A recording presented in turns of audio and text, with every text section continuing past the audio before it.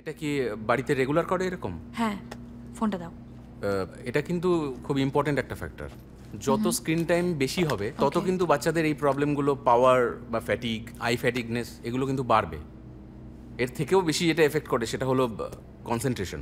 স্টাডিতে দেখা গেছে যে কনসেন্ট্রেট করতে পারছে না, ভুলে যাচ্ছে লেখাপড়া। আপনাদের কিন্তু এই ব্যাপারটা লক্ষ্য রাখতে হবে। একদম। Thank you. ওয়েলকাম। চলো।